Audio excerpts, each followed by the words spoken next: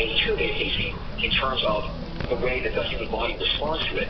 But the differences molecularly are actually very subtle. They're only different in one amino acid, and it's way on down the protein chain. It's almost 70 amino acids into the protein complex. There's one amino acid difference, but it produces a different response in the body. And this has to do with the way that fragment survives digestion, which it quite often does, and it enters circulation through a higher level of intestinal permeability.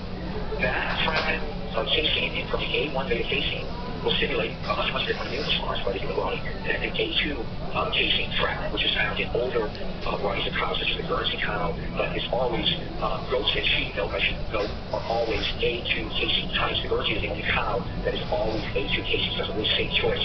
But other varieties of cows kind of depend on their genetics. So Holstein cow milk, which is unfortunately the vast majority of milk in our food supply, if you go to the grocery store, you purchase milk with a blindfold on, it's almost always going to be A1 dominant or Holstein milk. But if you are selective with dairy products, it's becoming much easier to choose varieties that are predominantly or all A2. You can go with sheep's milk products or now sourcing A2 texture milk. In Ohio, there's companies like the Snowville Creamery, which is all A2 milk. Out west, Colorado, California, it's become very easy to find A2 texture milk at the grocery store. But a variety of companies, and in the Northeast, you could find it at a co-op or at a health food store if you were finding milk that said it was from Guernsey cows or Jersey cows that had been tested. So we're at a point now where people are becoming much more aware of the differences between A1 and A2 milk. And to be quite honest, when you hear associations made between a variety of dairy products and inflammation, gut issues, I think what's important for all of us to do is to take pause and consider the source of that dairy product. Is it predominantly A1, casein, or is it A2? Almost all of this research has been done that shows a link between inflammation or gut intolerance. Almost all of this research has been done with A1 casein. The research has been done with A2 in areas like New Zealand and Australia, show a very, very different response to the human population exposure to dairy products. A2 is much more compatible and much less inflammatory than A1 beta casein. So this is something I encourage all of you to look into greater detail. If you want to include dairy products in your patient's diet, it's not to say that dairy products have to be included, but they can be a great source of a variety of nutrients. It's important to understand the details.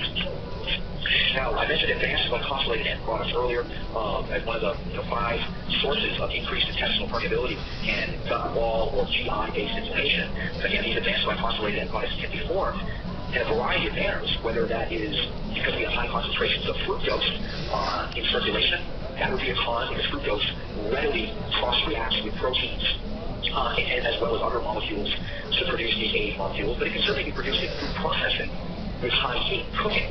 It just requires 1 or 2 different substrates. It could require something that has an amine end chain. It could certainly be found in something that has a high fat or lipid content, and it can be found in things that have both a glucose content as well as a fat or a protein content. It really doesn't take very much carbohydrates to be present in food. Brought to high heat, you can just small amount of carbohydrates found in side chains of the different glycans found in the skin of chicken, for instance, and it's grilled. It becomes a very, very rich source of these AH molecules as it cross-reacts with the proteins and fats in that particular meat. But certainly heavily roasted nuts and seeds, heavily heated dairy products that have been ultra pasteurized and processed are going to be rich sources besides the obvious sources, which would be ground and blackened meat, chicken and fish. Those would be very, very high sources. These molecules are very inflammatory to a variety of areas of our physiology. We're talking about the renal system, we're talking about the gut lining. They're a very significant source of inflammation. Some of the research in animals is fascinating to look at how much inflammation can be generated with a high age diet and how quickly it can be attenuated or shut off when the age content of that animal's diet is deemed restricted. It really gives us, I think, just one more tool to work with our patients or the populations that we serve as a way to educate them. Low heat cooking, cooking foods in liquids or with acids are always going to be much more healthy manners of preparing food that's going to protect our blood vessels and eventually our kidneys, intestinal lining. Really a significant amount of research on AH molecules and human health now that one could dive into. But it's just important to try to keep acid in the cooking system, whether that's something like tomato juice or tomato sauce, lemon juice, lime juice. These are all examples of acids that can stop, this age production. Cooking things in liquids is going to keep the temperature much lower as well. So it's always better to do that than to grill brown or blacken animal proteins, eat more raw nuts and seeds. And that really brings us, in addition to getting the artificial ingredients out of a patient's diet, artificial colorings, artificial flavorings, preservatives, emulsifiers, like carrageenan, for instance, all of these really need to go as we try to restore gut health and reduce inflammation. So that would be, again, that 5th category of dietary ingredients or compounds that can drive inflammation. That brings us to our overall clinical pearls. How is it that we apply some of this information we've discussed today to reduce a patient's inflammation? That would take us to these most salient points. Eliminate the age, first and foremost. And it's not just because of gluten. I think that's where we often see misinterpretations of a wheat-free diet. Is most of the investigation is on gluten. So some of these trials use isolated gluten as part of the investigation. I think that using wheat germ agglutinator, or WGA, would be every bit as important or critical in terms of investigating the benefits of a wheat-free diet with the gluten. So I think it's important to get rid of gluten and to get rid of wheat overall as a way to reduce inflammation and improve the gut environment. Eliminate soybean products and other large, broad bean or legumes that have high levels of PAH or phytohemoglutinators. So avoid peanuts. Even if a peanut allergy is undiagnosed because of a significant amount of lactose found in peanuts that are a member of that broad bean family. Avoid all A1 beta-casein containing dairy products and choose A2 types. Again, goat, cheese, milk, or birds and cow. We talked about high heat applications. It's best to try to reduce the temperatures to under 300 Fahrenheit. 212 is going to be a much, much safer place to be when it comes to age formation. Eliminate any added sugar and flour-based products, as these are primary areas of developing dysbiosis. Of course, there are a lot of different ways that an individual could develop dysbiosis or particular bacterial or eukaryotic species overgrowth, but yeast, gram-negative bacteria, we talked a little bit about Klebsiella citrobacter, for instance. These are bacteria that do really prefer very high carbohydrate, refined carbohydrate, in case of Klebsiella, high amylopectin starch-based diets. If we can reduce the amount of sugar in flour-based products in a patient's diet, that can go a long way to supporting the changes that we want to make within the microbiome. Better choices: choose organic rice or buckwheat whenever possible as better grains. In the case of buckwheat, a pseudo grain that will have more benefits and less drawbacks than members of the wheat or barley family. Choose organic lentils, smaller legumes like the aduki or azuki bean or chickpeas. Choose these types of beans or lentils more often as the legume, and try to use extensive cooking and heating times, meaning that they're simmering or boiling for a couple hours as opposed to just 30 minutes. This can help. This kind of extensive cooking and or soaking and fermentation process can significantly reduce the lectin content. Choose organic raw nuts and seeds over those which have been heavily heated or roasted. I talked about cooking meats at lower temperatures and using acidic juices or the juices of vegetables. Making stews and stewed soups is really the way to go. And limit sugar to those which are, naturally occurring in fruits. And for the fruits that we eat most often, it's always best to choose fruits that have the most upside with polyphenol contents or acids and less in the way of fructose. Those would be berries, tomatoes, along with members of the citrus family. And so with that, I leave you with a herb of remembrance, rosemary, and hopefully we can remember some of this. And now what I'd like to do the last 10 minutes that we have is answer what questions that you may have. John, if you go to the questions tab, you'll see a list. Great. I can read them too if that's easier. Yeah, sure. I will. I'll start out with. Let's see. A lot of it has to do with the noise. I really apologize for the scratching mic. Oh, yeah, I've cleared those, so I have a list here. I'll read them to you. Thank you, Catherine. Okay. Which metabolites feed pathogenic bacteria? What food are they in? Sure. Well, that's a great question. And the metabolites that are going to be more of a problem for an individual with dysbiosis, those metabolites are going to primarily, that you want to look at closely, those are going to be a function of the pathogenic bacteria that is playing a role in a person's autoimmune or inflammatory-based condition. So I gave a couple examples. One that we know really well is, again, Klebsiella. That's why the London diet that was developed well over a decade ago now has been so effective at helping people with ankylosing spondylitis. But another example would be the Shigella toxin, the Shigella family of E. coli that many people have exposure to. And that is a really interesting microbe because when people have diets higher in red meat and or dairy, that particular microbe can take the sialic acid NAU5GC found really only in red meat and dairy products, and it can incorporate that into our own tissues, and that will stimulate autoimmune attack of those particular tissues. And it's been shown with Crohn's disease as well as with Hashimoto's, again, autoimmune disease of the thyroid. So I can't say that there's a particular dietary metabolite for that's going to feed all of these families that can drive autoimmune. It is highly dependent on the family of bacteria, but really sugar, I think most of us know that sugar, refined carbohydrates, refined starches tend to drive more types of dysbiosis in the human microbiome than any other family of foods or groups of foods. So that would be my starting point to answer this question that, best I can, if there was a good starting point, it would be to eliminate added sugar, refined carbohydrates, refined starches that are going to be, most often feeding particular patterns of dysbiosis. Can you share the specific bacteria associated with Hashimoto's? Sure. One example is the Shigella bacteria that I just mentioned. What is your take on oil intake on inflammation, such as olive oil, for example? Yeah, this is something I look at really closely for a variety of reasons. Once in my clinical practice, I used to recommend that people would use more fish oil.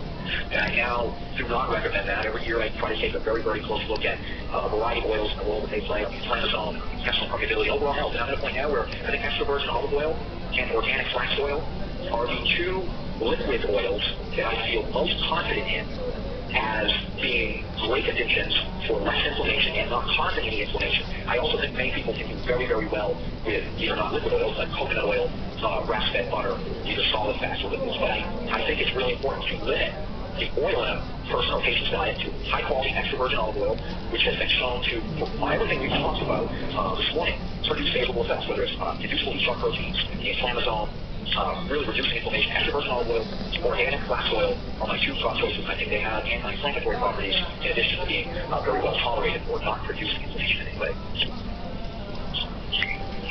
So a few questions about lectins. I'm going to just kind of tell them also. There's a question about lectins in black beans. Can we correlate the amount of lectin and appears to be more damaging? Examples of beans, legumes with positive lectin profiles.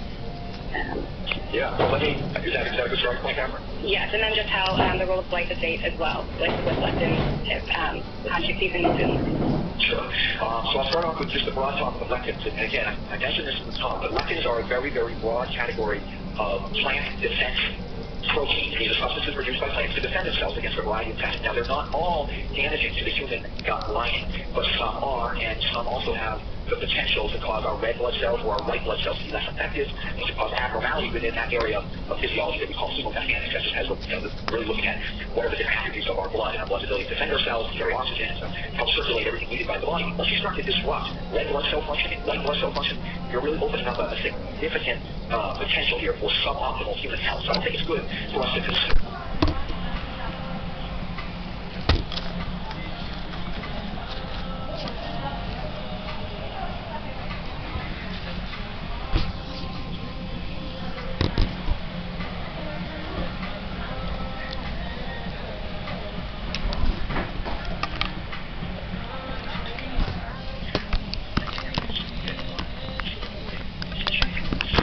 Small red beans like the aduki beans or lentils. Even the black bean, I would say, people would be circumspect to recommend avoiding black beans because I don't have enough damaging evidence on the lectins contained in black beans. But I do with kidney beans and the big raw beans. This probably has a lot to do with the amount of energy and food that's available in one of these big pods that sits in the ground for a period of time. It's going to be desired by a variety of pests in that environment. So that plant doesn't really have to defend itself more aggressively than, say, a lentil, which has a shorter germination time, but it doesn't have the available carbohydrate, etc. So not to get suggested here with the raw bean, but I don't have the evidence, and I have some evidence that people who eat chickpeas are more nourished. There's a wonderful paper, a few years old now, that was done in the UK, and it looked at populations that had varying levels of chickpeas in their diet. Those that had more chickpeas in their diet, and they had higher biomarkers that indicated good levels of nourishment and better overall health. So, when it comes to chickpeas and lentils, I generally have only seen good things in the literature. If you contain lectins, but those lectins do not appear to cause the same type of damage to the gut lining for various aspects of our blood that the pig beans do. So that, I hope, can answer that question. I don't think people need to avoid lentils, chickpeas, or the smaller legumes because there is no evidence. There is evidence, though, with the kidney bean in particular that it's damaging. And I also recommend that people avoid members of the wheat family because of the lectins contained there. But I don't recommend that people avoid rice or buckwheat for that matter because they do not have lectins with damaging effects to the human GI.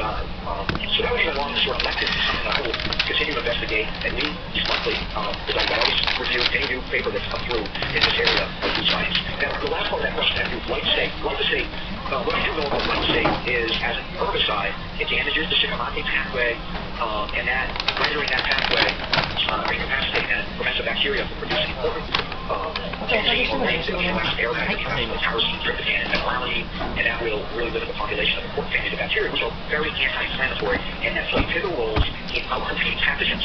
And so glyphosate suppresses bifidobacter populations, and bifidobacter populations are really important for the intestinal environment, and they outcompete Clostridium, for instance, which is an example of dysbiosis that we really all want to avoid, and that's an example of why we want to avoid high sugar and high carbohydrate-based diets because Clostridium really feeds on those metabolites. So, I would say that, in summary, glyphosate damages the microbiome by eliminating bifidobacter populations in individuals with glyphosate exposure, and that's something they're more susceptible to particular pathogenic overdose.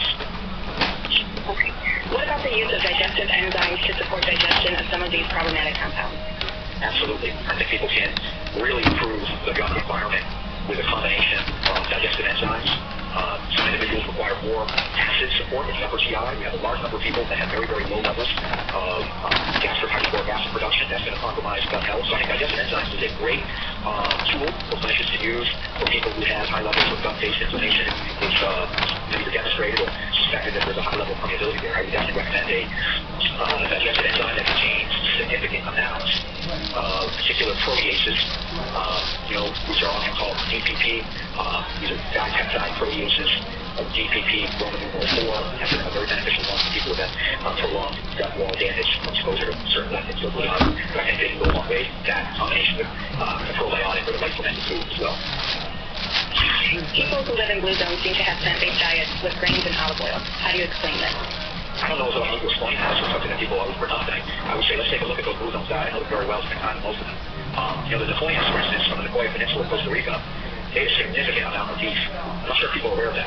There are plants in the diet. You might still say that's plant-based because all of the beef is grass-fed. But they eat some black beans. They eat a significant amount of beef. They get a lot of sunlight. They're in a beautiful climate overall. The Sardinians eat small amounts of wheat that is made into very, very thin flatbreads. And folding for that is a copious amount of cheese and olive oil, as this person mentions, and an abundance of locally grown fruits and vegetables, as well as a wide variety of animal products each. I would say that the Sardinian diet